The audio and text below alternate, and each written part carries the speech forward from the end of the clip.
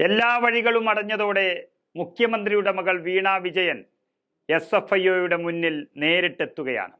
മാസപ്പടി കേസിൽ അന്വേഷണം നേരിടുന്ന എക്സാലോജിക് കമ്പനി ഡയറക്ടറും മുഖ്യമന്ത്രി പിണറായി വിജയന്റെ മകളുമായ Veena Vijayan serious fraud investigation അഥവാ SFIOയുടെ ചെന്നൈ ഓഫീസിൽ അഭിഭാഷകർക്കൊപ്പം എത്തി എന്നുള്ളതാണ് മാധ്യമങ്ങൾ റിപ്പോർട്ട് ചെയ്തിരിക്കുന്നത്. ഇങ്ങനെയൊരു വാർത്ത തമിഴ്നാട് രഹസ്യാന്വേഷണ ഉദ്യോഗസ്ഥർ സ്ഥിരീകരിച്ചുവെങ്കിലും ഓഫീസിന് മുന്നിൽ കാത്തുനിന്ന മാധ്യമ പ്രവർത്തകർക്ക് വീണയെ കാണാനായിട്ടില്ല. അന്വേഷണം റദ്ദാക്കണമെന്ന ആവശ്യം കർണാടക ഹൈക്കോടതി തള്ളിയതിനാൽ എല്ലാ വഴികളും അടഞ്ഞതോടെയാണ് മൊഴി നൽകാൻ ചെന്നൈയിൽ വീണ എത്തിയതെന്നാണ് പറയുന്നത്. SFIOയ്ക്ക് ദക്ഷിണേന്ത്യയിൽ ചെന്നൈയിൽ മാത്രമാണ് ഓഫീസുള്ളത്.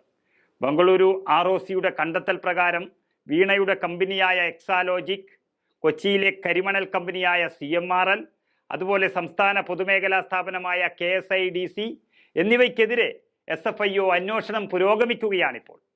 KSIDC, CMRL എന്നീ ഓഫീസുകളിൽ പരിശോധന നടത്തുകയും സുപ്രധാന രേഖകൾ കണ്ടെത്തുകയും അതിനിർണായകമായ ചില മൊഴികൾ ലഭിക്കുകയും ചെയ്തിരിക്കുന്നു എന്നാണ് റിപ്പോർട്ടുകൾ വരുന്നത്.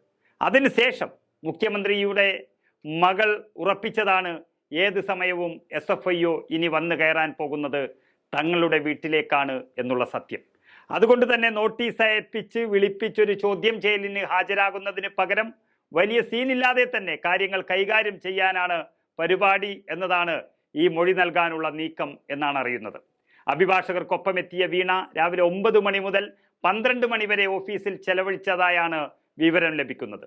അന്വേഷണം റദ്ദാക്കണമെന്ന ആവശ്യം കർണാടക ഹൈക്കോടതി തള്ളിയ സാഹചര്യത്തിൽ SFIO യൂണിറ്റ് മുൻപാകെ വിശദീകരണം നൽകാനാണ് വീണ എത്തിയത് എന്ന് വാർത്തകൾ വന്നു കഴിഞ്ഞു.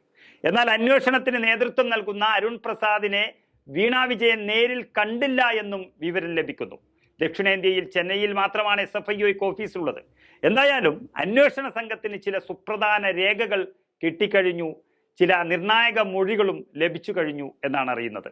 ഇനിയും രേഖകൾ കൈമാറാൻ പരാതിക്കാരനായ ഷോൺ ജോർജും പല വെളിപ്പെടുത്തുകൾ നടത്തിയ കുഴൽനാടൻ MLAയും ഉൾപ്പെടെയുള്ളവർ തയ്യാറായി നിൽക്കുകയാണ്.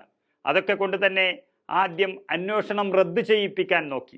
കേരള ഹൈക്കോടതി എന്തിനിത്ര പേടിക്കുന്നു എന്ന് ചോദിച്ച് അവരെ പറഞ്ഞുവിട്ടു. പിന്നീട് കർണാടക ഹൈക്കോടതിയെ സമീപിച്ചു. വളരെ വിശദമായി അന്വേഷണം നടക്കട്ടെ എന്ന് കർണാടക ഹൈക്കോടതിയും ആവശ്യപ്പെട്ടു.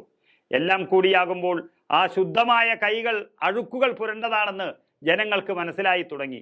ചോദ്യം ചെയ്യലും അറസ്റ്റുമൊക്കെ പ്രതീക്ഷിച്ച് നിൽക്കുന്നതിനിടയിലാണ് ഇപ്പോൾ ചെന്നൈ ഓഫീസിൽ മാധ്യമങ്ങളുടെ കണ്ണും വെട്ടിച്ചുകൊണ്ട് വീണ വിജയനും സംഘവും എത്തിയത്.